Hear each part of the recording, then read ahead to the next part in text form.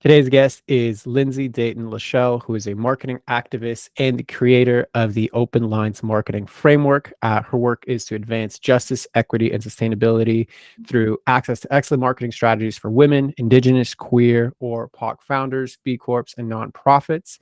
And through workshops, speaking gigs, and consulting, she's helped thousands of organizations reevaluate and realign their marketing strategies to be more empathetic, efficient, and effective. So, Lindsay, thank you very much for coming on. How are you doing today?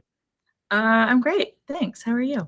I'm also pretty good. As I said before this, had some lunch prior to this. So I'm like good to go and powered up for what's about to transpire here. So I'd love for you to just start us off and give us like the context, how you got to doing, what your business is all about. Kind of the floor is yours to tell us more about you.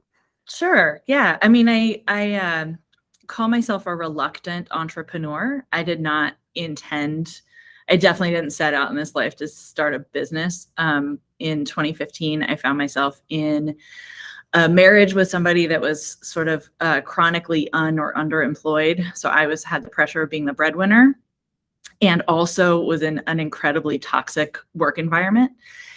And so I was like medicating for stress to be able to get through the workday, and then medicating for anxiety to be able to sleep at night. And I kept applying for jobs, not getting them. Finally, I was like, you know what? I tried to convince my boss to let me set up the content marketing practice within that agency. And he said no. And so I was like, maybe I should just go try and do it on my own. So I went to the one client that I had brought into that agency. I told him I was thinking about going out on my own, and he said, I will be your first client. Let's go. And so I took out a personal loan secured by my 2010 Toyota Matrix to make sure I'd be able to pay rent for a couple of months. And I started my marketing agency. And that went really well. And now I'm unemployable and I'm going to be an entrepreneur for the rest of my life. But the marketing agency grew. It was amazing. I was very proud of it. We got B Corp status. I had 10 full-time employees at the end of 2019. And then a series of events, some of which I am responsible for, some of them I am not, sort of led to us already being pretty weak in March of 2020, when we lost 80% of our monthly recurring revenue. So that moment, I was obviously not going to sell marketing retainers. Like, nobody was paying for marketing services in the spring and summer of 2020. But the sales calls that I was taking, people kept saying to me, I just need a plan. I can't pay you guys to execute it, but if you give me the plan, then I can do it myself. And so I had this curriculum that I had developed that was specifically about helping like small and new nonprofits use our agency framework for creating their marketing strategy. So I had this thing built into like a one-day workshop that was like, this is just part of my like do-gooder program. But then so when I was getting this feedback from my sales calls, I pivoted that into a consulting product.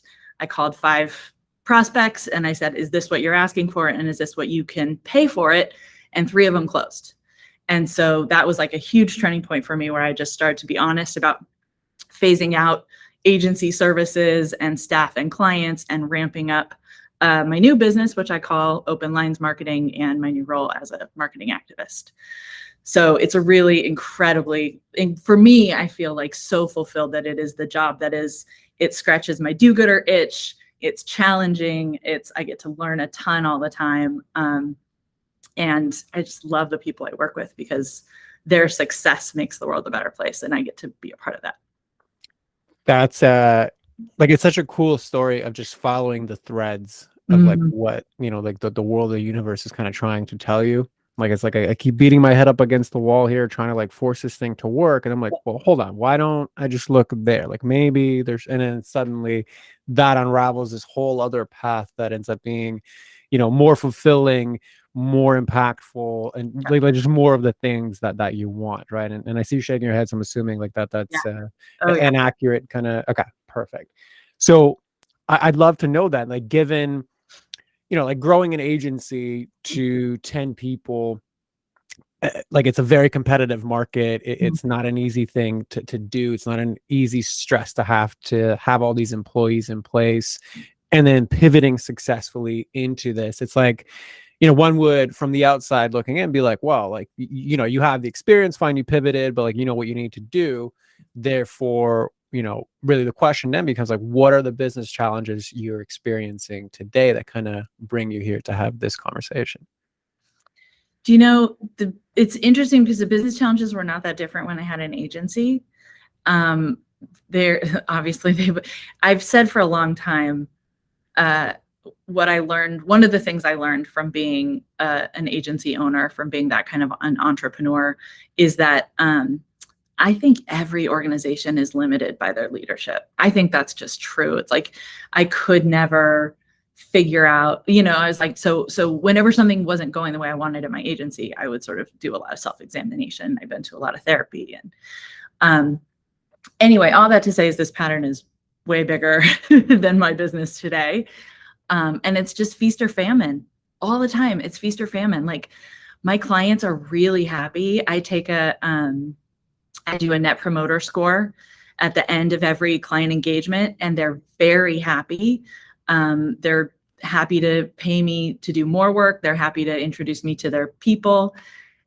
Somehow I still am feast or famine. I can't figure out how to get a good steady flow. I'm a big systems person, so I have a lot of structures. I love my to-do lists. I love my morning routines. I want my business to just be more predictable, and I can't find it. Got it. Okay. So same exact pattern in the old business as in the new one. When you have to do the fulfillment, you go all in, everybody's actually happy. It's not a quality of work thing. It's a consistency and predictability of oncoming like lead flow, right? Yeah. Like that it was the issue then, it's the issue right now, etc. Okay. Yeah. The pressures on the agency were different because I was working off of this business school style spreadsheet that was like, here's my costs, here's my here's my revenue, here's my margins. And I basically like had it working up, like it had to stair step. Like when we got a new client, we had to add a new employee, and it did that all the way up until 10 employees. 10 employees was where my spreadsheet said, okay, now you have a little bit of space. Now you have a little bit of margin. You can like be more strategic about who you're hiring and thinking about, how the agency grows in the future. And like I said, that was December 2020 or 2019. So I didn't really ever get a chance to enjoy that. Got it.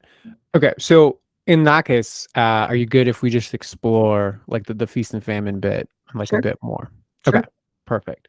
So when you get to the top, like when you're in the feast mode, okay, so like let's just say you're going back to December 2020 or whatever, 2019, you're in a feast cycle right now. What thoughts are going through your head? Well, that was a unique, I think, moment in the business. I had a big fish client that we were serving very well, but I obviously am always nervous about a big fish. Like anytime you've got, more than 30% of your revenue coming from one client, like that's scary. So I worried that it was precarious. There was some, well, I had a couple of employees leave.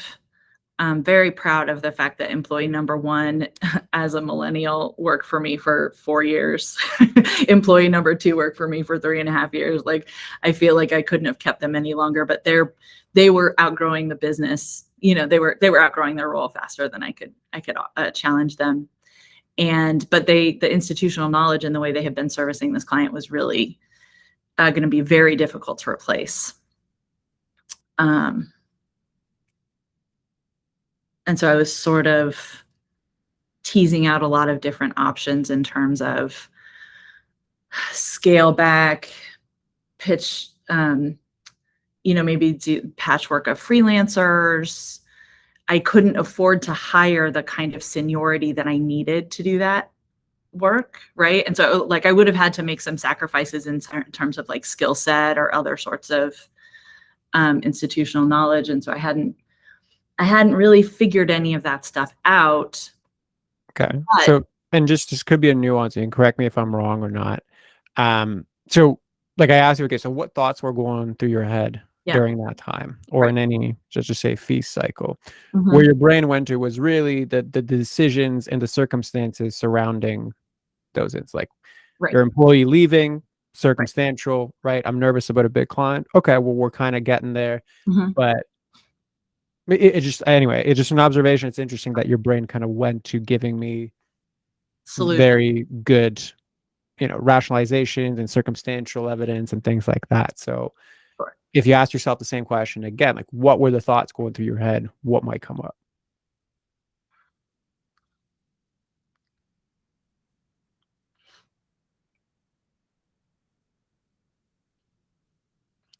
I just the big fish client was everything that I said I wanted. It was a woman-owned Silicon Valley venture-backed startup. So for me, it was like the opportunity there was like, it was perfect. And I really loved the client and we had developed a good amount of trust. Um,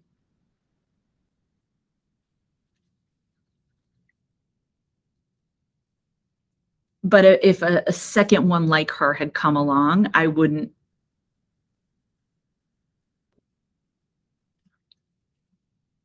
have known what to do. I wouldn't have, I think, I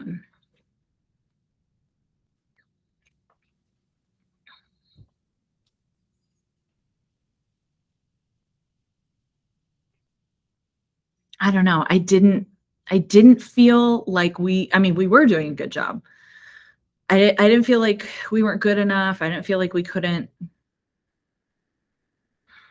I genuinely do not have a conscious memory of like feeling like I didn't deserve that.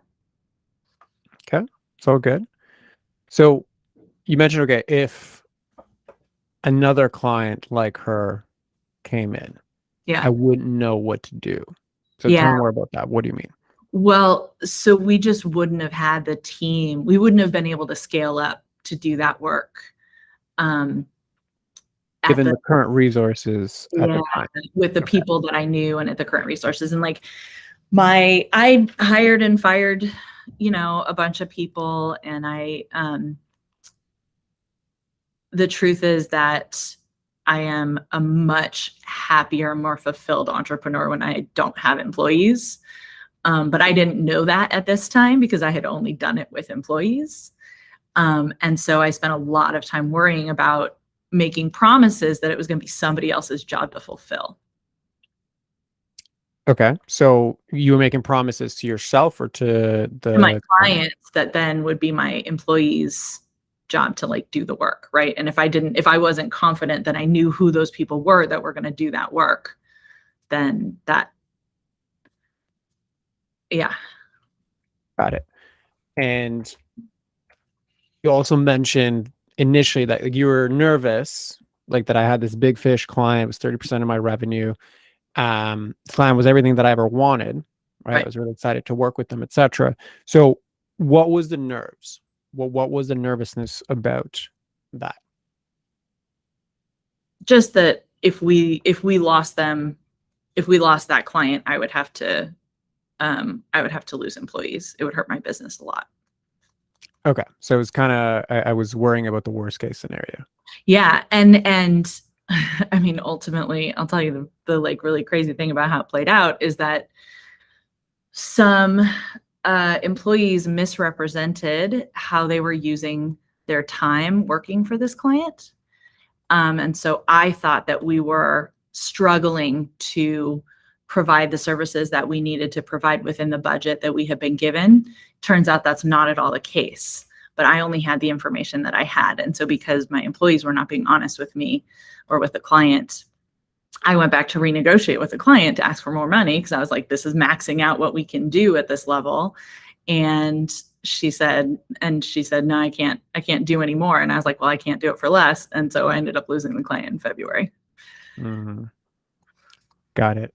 And what did that mean about you? I mean, I haven't spent a ton of time evaluating it. Like, so one thing is I did the best I could with the information I had at the time. I know that that is true, right? Like my information was bad. And so the the person who managed operations for the agency was also somebody that I have been friends with since junior high, and so she did the exit interviews with a lot of people over the years. And I remember her coming to me at that time and just saying, Linz, you trust people too much. You just trust people too much. You really Mhm. shouldn't do that. Like, and I that was actually for me a big moment where I sort of decided not to have employees because I don't want to be somebody who is not trusting. Like I don't want to develop the side of me that expects the worst of the people who work for me or develops that kind of cynicism. So Okay. And as you say that, it like looks like something's coming up inside. So what's coming up for you in this moment? oh, I mean, uh I I definitely feel betrayed by the employees that lied. They fucked up my business. I know they weren't trying to do that, but they did. Um, and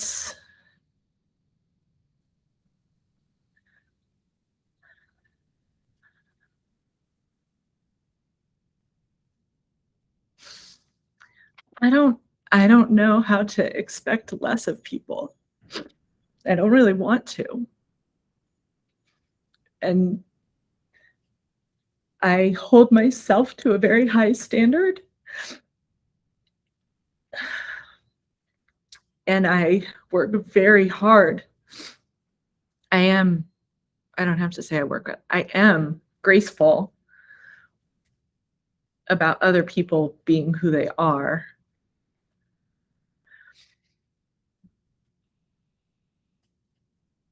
I don't expect everybody to hold themselves to my standard. Except when I'm the leader of the organization that they work for.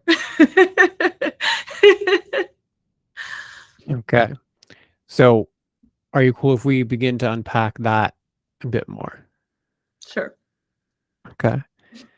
So there's clearly this very loving part of you that sees, like you even mentioned at the beginning of this, like it's very important for me that I do a do-gooder, like there's a do-gooder aspect to the work that I do, Yeah. right?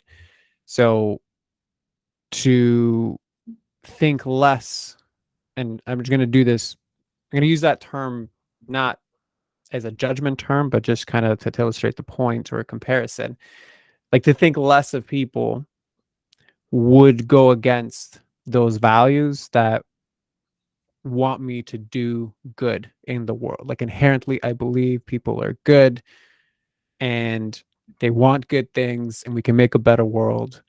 So, number one, before I go on, does that resonate with you? For the people who are with me, yes. For the people who like when I think about my group of friends or my employees or collaborators or whatever, yes, that's true. I would say broadly, no. I don't think very much of people. Okay. But as like if the people are around you, Yeah. then the Yeah. inherent assumption is that I am somebody who's going to attract good people. Yeah. Therefore, like I'm going to always view them in the best light. Yeah. I mean, I'm a pain in the ass.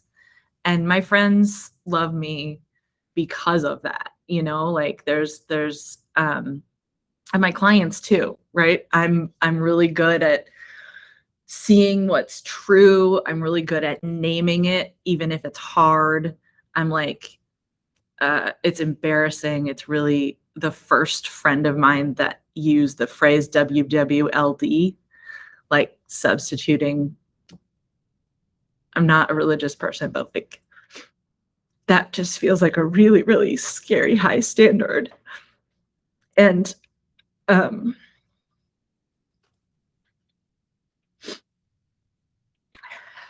I mean, obviously it's flattering and I'm proud of it. But I feel like it keeps me apart a little bit. Like it takes you out of the group? Yeah, a little. Okay. In what way?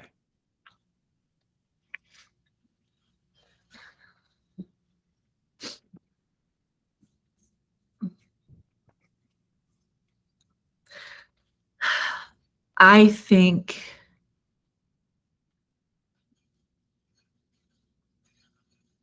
I feel more grace maybe than people imagine because I'm so um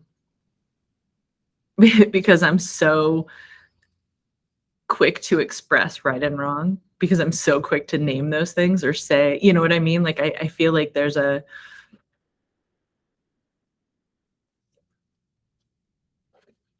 I don't know, when you have a bunch of different people in different parts of your life, like holding you up as an example, how does that not feel separating? Like that feels, you know? Like it's almost unrealistic to be this pure all the Yeah, time. Like yeah, that kind of thing.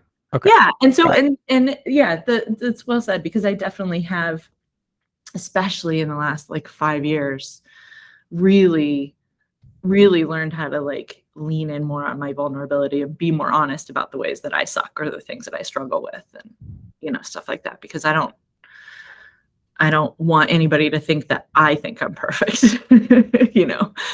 Sure. And yeah, I could see how that could create that pressure of like, don't put these like this purity lens on me because it can't, like I'm a human. There's a spectrum to these things. Like it's Yeah, not me, right? yeah, So I get that. So you had mentioned multiple times also that one of the qualities that people like about you and one of the qualities you identify in yourself is like, I will call out the truth. I will say when it's awkward, etc. And like, I'm really good at that. yeah. So, except this one time when this thing happened with employees that didn't share my standards. And granted, I know there was a case of also like you didn't know what you didn't know, Right. right? But it seems like it's antithetical to like the norm that you I normally didn't experience. no, I didn't know what was happening until after they were already outside of the organization. Got it. Okay. So this came to light afterwards. You know how it is when Right. somebody leaves a job, you learn a whole bunch about what they were and weren't doing. Yeah. Yeah. That's what happened. Yeah. Especially with employees. Yeah. I get that. Yeah. 100%. Okay. Perfect. So in that case, even with this purity, right, there's also this sentiment of, you said like your good friend was like, okay, well, you trust people too much. Mhm. Right. So the impossible standard that people assign to you, would it be accurate to say that there's a part of you that also projects that out into the world and thinks, okay, well, I want to assign that to everybody else as well? Yeah. Okay. Do you think that's going to create a blind spot when you go out and deal with the reality of humans, which is, you know, we're all fallible and as you've experienced, shit happens, right? Sure. Yeah, of course. Okay. So what's coming out for you when I say that this could also create a blind spot?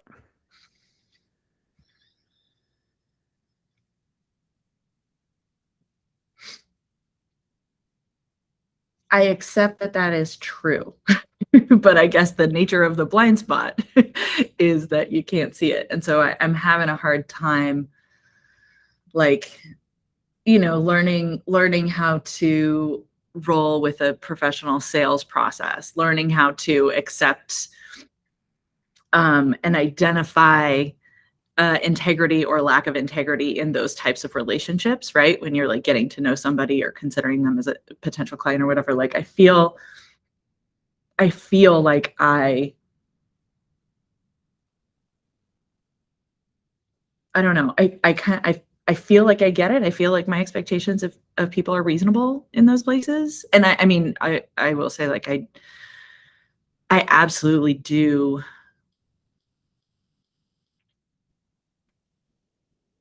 I do collect really wonderful people, and my clients are really exceptional, and I think in the same way that I'm really quick to turn off people that when I can identify a lack of integrity and they know that I can, then it's a very, um, I don't know. I like it. As a marketing strategy, I tell my clients all the time, like, you really wanna know not just who you're for, but who you're not for, and don't spend any time trying to appeal to the people that you're not for. Absolutely. I totally agree. So I guess part of the reason why I asked that question is it's not like it's clearly a gift. It's clearly a very good quality to possess, one that's given you a lot of like goodness in your life, right? What I'm curious about more is the charge that was displayed today in and around the sense of the pressure around the purity, right? Like it's almost like if you ask yourself the opposite, what if somebody found out how impure I actually wasn't?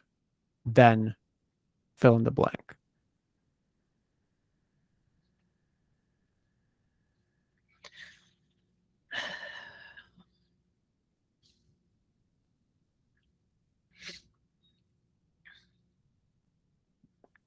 I don't know. I can't I can't quite wrap my brain around it. Like, what would happen if somebody found out that I do that I am honest about my failings and that I do strive to. So not necessarily about those, because I think be actually very good and honest to share those open. Like if somebody asks you, like, you can give them the real answer. Hmm. More about like the purity element, right? Because when I talk to you about that, like it's unrealistic to be pure all the time. You're like, yeah, that really resonates, right? So I'm using that terminology. If you prefer another one, by all means, let me know. So if somebody found out how pure you actually weren't, I understand right now there's not really like a mental thought that comes like, well, then it would be this. What's present in your body? Like if you had to tune in to that statement, what might be present? For someone to find out how pure I'm not. Correct.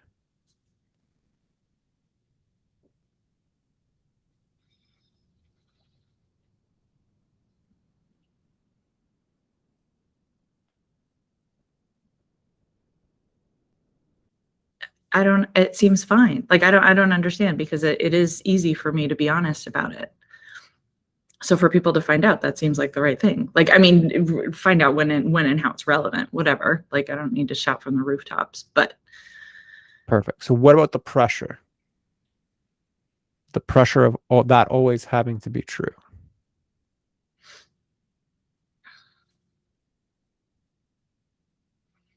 you're saying, what if I could just own the WWLD? Sure. What's coming up for you when you say that?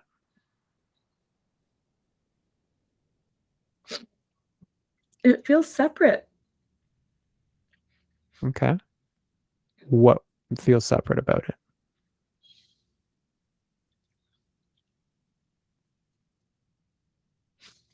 I know it feels lonely. Okay. And if you allow yourself to go deeper down that thread,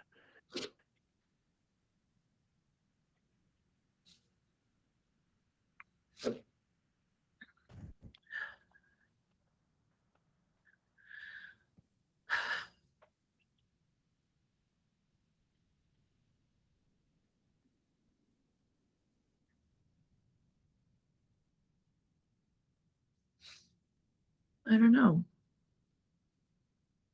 I don't know where it goes after that. okay. And that's fair. And listen, that in this present moment could just be your edge. That's totally fine and not an issue whatsoever. To just zoom it back out a little bit, the emotion and the charge, while all completely and utterly valid, aren't like correlated with like what your mind is telling you about this. And what I mean by this is like you're describing a very good aspect of yourself, right? Like to have this lens where you think the best of people, to have this lens where you do the like the thing that's in integrity, beautiful qualities.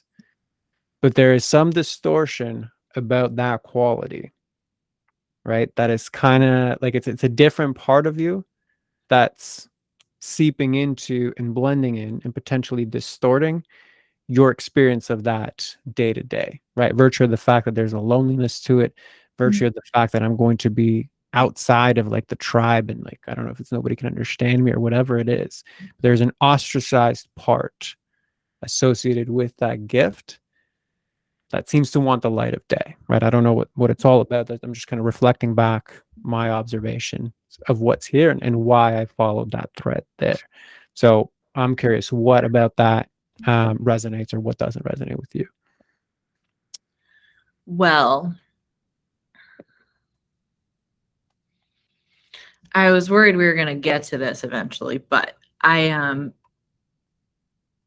through work with my therapist came to identify like one of my core beliefs is that I'm on my own,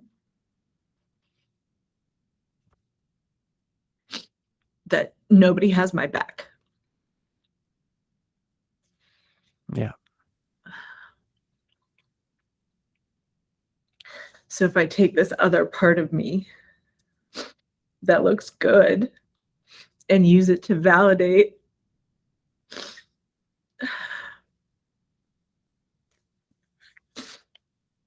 this thing I'm going to spend the rest of my life trying to unlearn.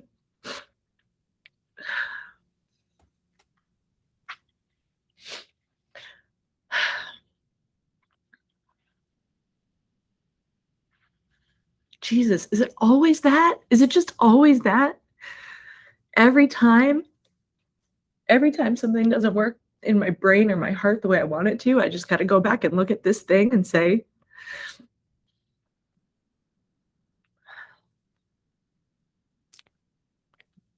Has that been historically the case? yeah, since I figured it out. I mean, it's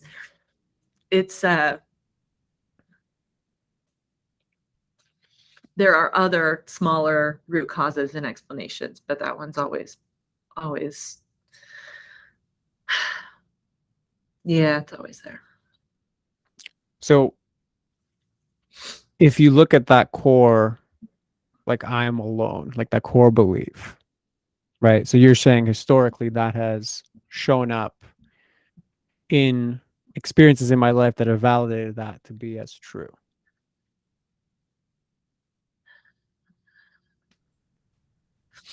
Wait, can you one more time? Sure. So the sentiment of I'm alone, this core belief that I'm alone, instances in my life that have happened have shown me that that is true, right? Is that what you're saying? Like historically, things have happened. I've seen that to be true, or that's not what you're saying? Well, yes and no. So, yes, I think, which is how I came to have it as a core belief in the first place. Mm-hmm. No, because obviously once it started operating, it became a self-fulfilling prophecy, and that's on me, which is why the therapy and why I'm so committed to it, why my life is so much better, because I do know this. So at least now it's a thing I can consciously confront. I can name it, I can point to it, I can see where it shows up in lots of places. I just didn't really think this was it. What do you mean when you say you don't think this was it? I don't know. It feels like a jump to be like feast or famine in my business to, will you believe that you're alone? So potentially, so if you tune into your body, what connection may or may not be there?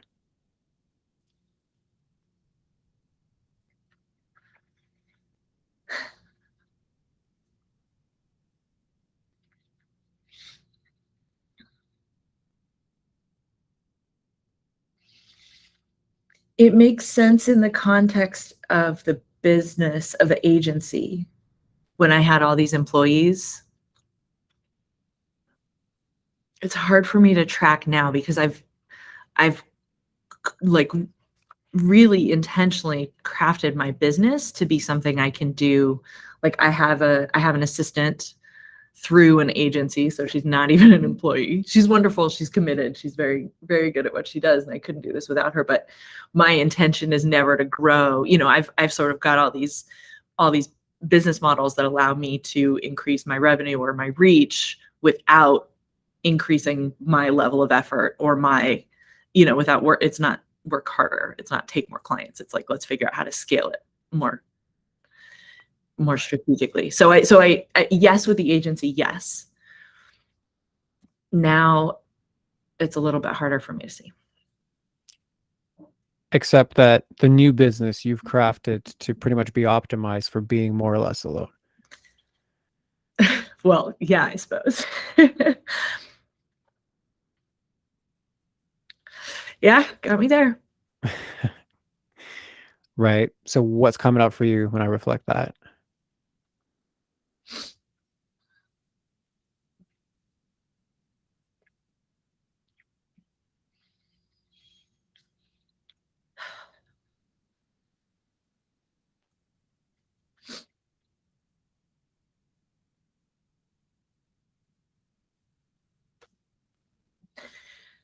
Honestly, the thing that I'm thinking about is like, how can I overcome this thing in a way that still doesn't require me to prove it by having employees again?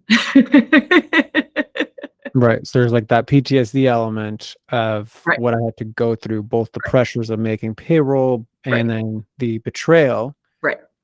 So how can I transcend the Yeah, core belief that I am alone while not having to prove it with employees? yes. Well, what comes up for me when you say that, it's kind of like when people talk about relationships, right? It's like, I want you, I don't need you. Right, Right. Like if they're talking about like a healthy connection with somebody, it's like, I want to be with you, but I don't need you. right. And what I'm hearing from you is like, well, I need people to prove that I am not alone, but I want to prove that I don't need them by not needing them. Right. Like it kind of puts the cart before the horse because I don't need people to prove that I'm not alone. There's a neutrality to it in its purest essence. Right. Like Yeah, you can be lonely in a group just like you can be lonely by yourself. It's kind of the same thing. The people aren't going to solve or not solve that problem. right. Right. So what comes out for you there?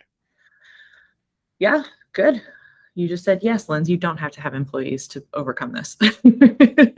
Right? You don't. You could even have employees and overcome this. Yeah, But well, what I'm saying is like as long as the crutch is other people, as long as the crutch is something that's right. external, Yeah, it's never truly solved, right? right, Like you can be in the position where you're lonely with people, or you can be in a position where you're lonely, like by yourself. right, What I'm saying is the neutrality is I am alone and not lonely. I'm right, with people and not lonely. That is bringing it back to yourself and your own empowerment and expansion here, and really exploring deeper. Okay, well, what does this lone bit mean? Right. Because I could extrapolate from the outside looking in. And again, always by all means, if something doesn't resonate, let me know. yeah, Right. But even the feast and famine bit, if I begin to be too successful, I know that's going to require more like people and things and whatever. That's going to go against this whole bit of being alone. Like it's a threat to it. Like I'm proving that I am not alone. Therefore, I'm going to stop the things that prove that. You know what I mean? And I'm not saying that is, maybe it's a fact, maybe it isn't. yeah. But you were asking what could the connection possibly be, and that's just what came up for me. So I don't know, does that resonate with you or not? Yeah, yeah, it makes a lot of sense.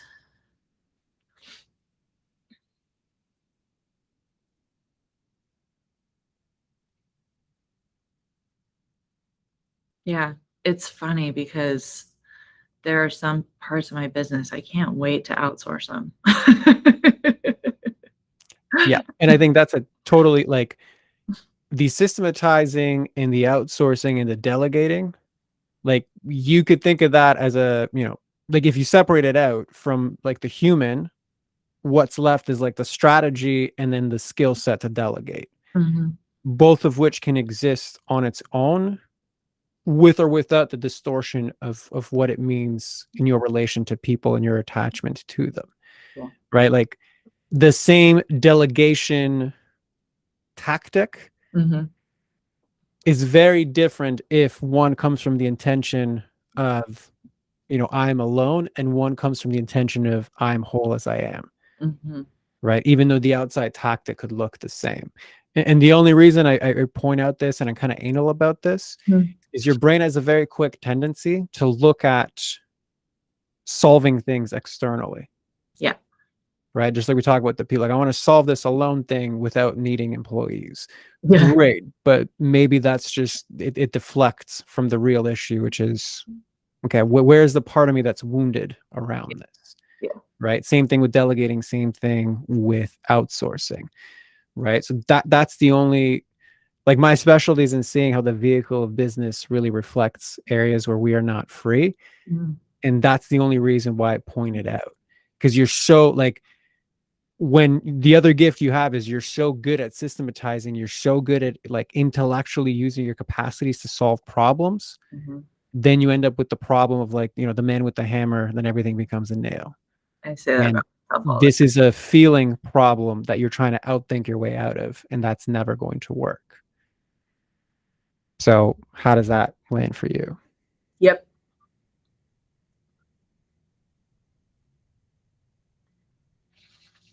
Yep. Okay. And what else is coming up? I like a to-do list. I know, which is exactly which part of your being, your thinking or your feeling.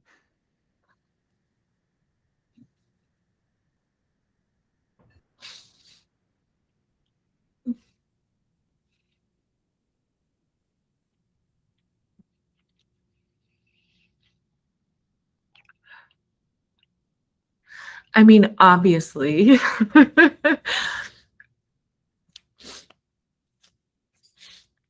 But I'm like such an action person. Like, to me, it's not real if I'm not acting on it. Right. So is that really true? Right. Does being have an action? Right. Does inner peace have an action?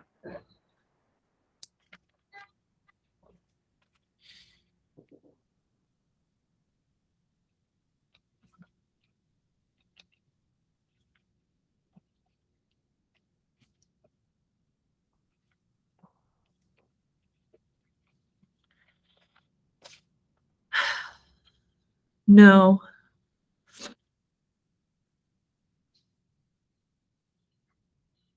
So then which part of you is asking for the to-do list?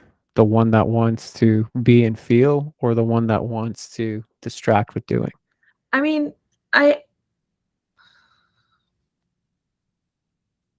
there's ways that I learn. And I'm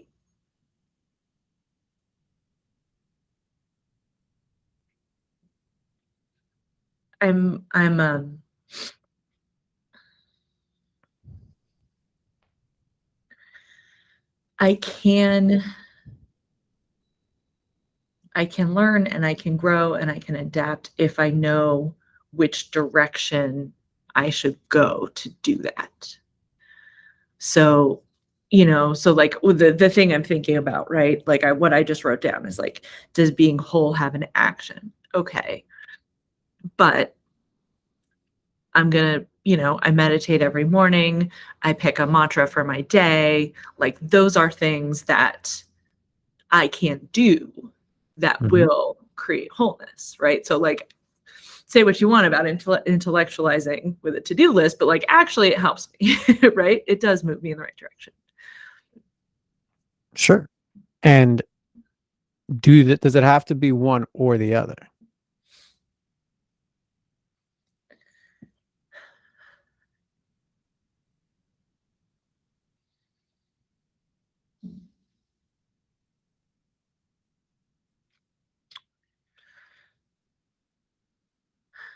No, but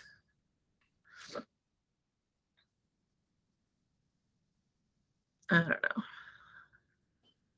I'm a little demoralized to discover how much more healing of this I have to do. So completely and utterly understandable.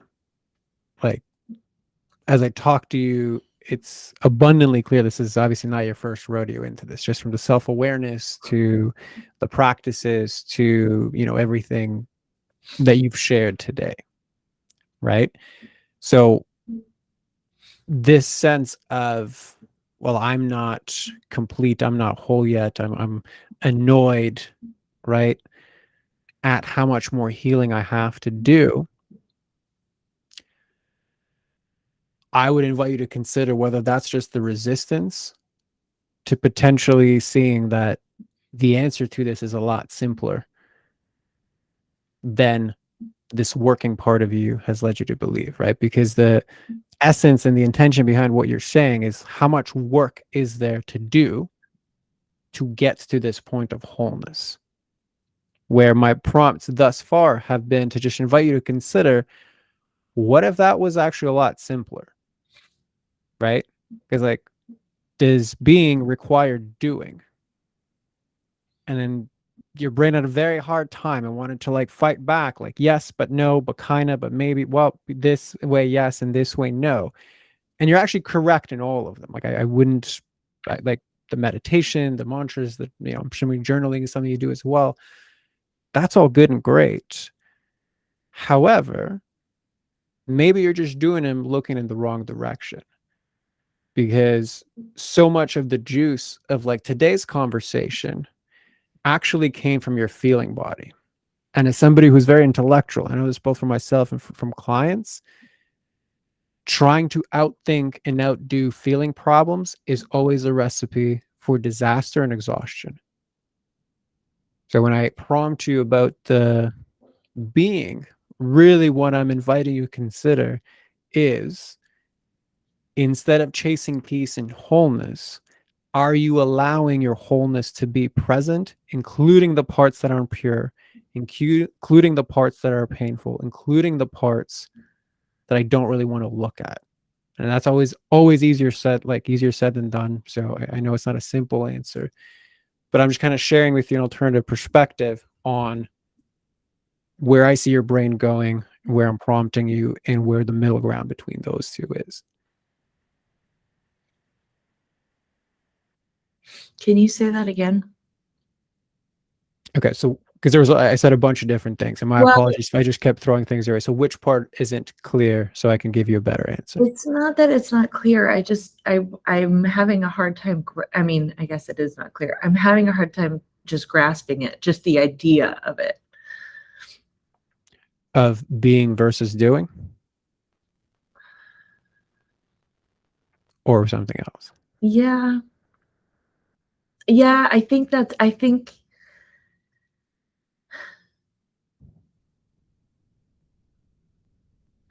yeah, I can't wrap my mind around it with inaction. Okay, perfect. So what if the action was just to sit here and do nothing?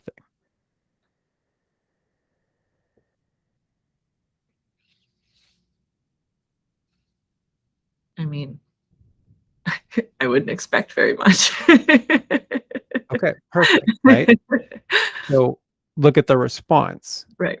The reason that I'm going to do anything, including being, is to fulfill the expectation of what I think that experience is going to be like. To me, that almost tells me, like, you don't know how to be with yourself unless there is a direct goal associated with it, a condition to meet, something to accomplish, etc. Would that be Like resonant with you or no? Yeah. Yeah. Okay.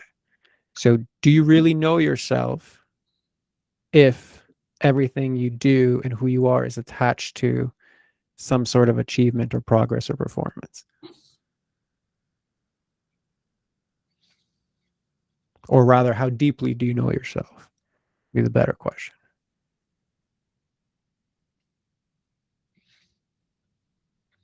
Right? Put another way, it's like, who is Lindsay without performance, without accomplishment, without a goal, without a to-do list, without a checkbox?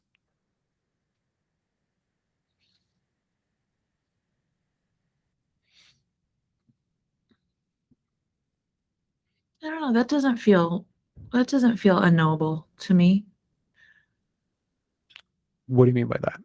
I mean, I have an answer to that question. Like, I don't know. I like to accomplish things. I do a lot, but um, So even that answer, right? It's very binary, right? Because really what I asked you was, who are you without accomplishment?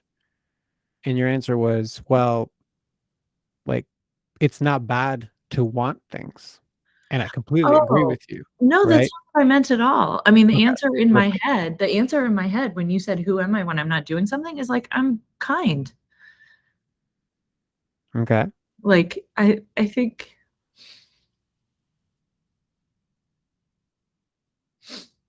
yeah, I think I can see myself outside of accomplishment. Okay. And what's the emotion that's coming up right now?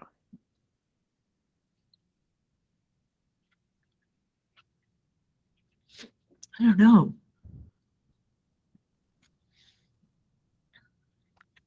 So if a question prompts an answer that makes you emotional and you have a hard time identifying the actual emotion, how deeply are you intimate with those emotions if you can't actually say what it is? Yeah. Right? That moment right there was the essence of these questions.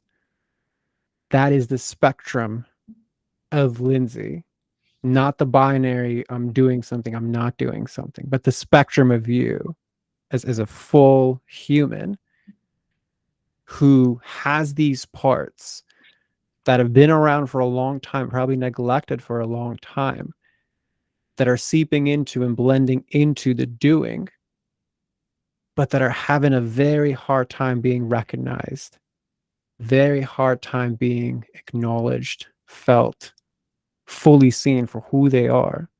And I don't mean any of this in any kind of judgmental or punitive way. I'm actually saying this out of a lot of love for these parts that I think been neglected for a long time because you're so good at the intellectualizing bit. That's a beautiful gift to have. However, it may be the wrong tool to explore this whole other area of you because I think there's a whole lot of life to be had, a whole lot of experiences, albeit some will probably be tumultuous at the beginning, but there's a lot to be felt. There's a lot of flavor, a lot of color there as well, of both ends of the extreme. And going back to the original question of I don't understand this being versus doing question, that right there was the being. I asked you a question, you had a trigger inside of you that welled up an emotion, you couldn't recognize it. Essentially, I couldn't really recognize who I was being in that moment. I couldn't recognize which part of me was trying to come out, which emotion, what was behind these tears. That's a totally different experience than the doing. So again, I know that was a lot thrown your way, but how does all of that land for you? Yeah. I mean,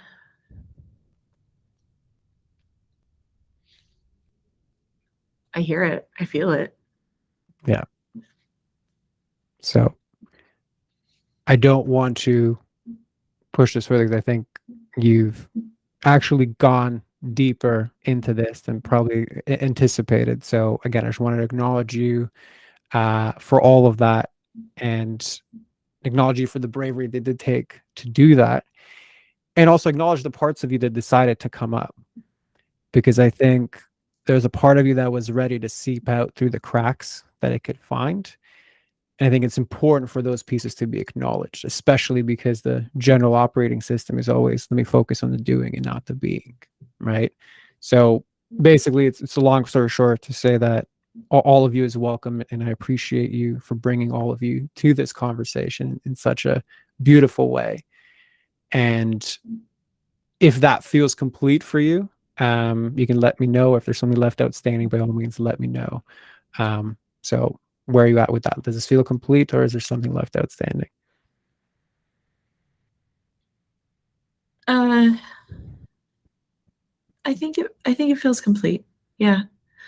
Okay, fair enough. So then, if you want to just begin to close us off, if you can just summarize in your own words, kind of what you came into this conversation thinking was the business issue around, the feast and famine and employee bits, and what surfaced in your words as far as an aha moment or a realization. I mean,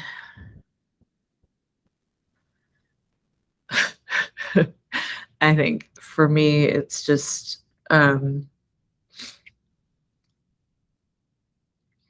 it's a reminder that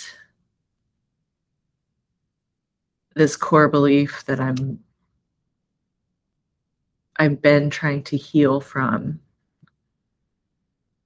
has wider impact in my life than I realized. And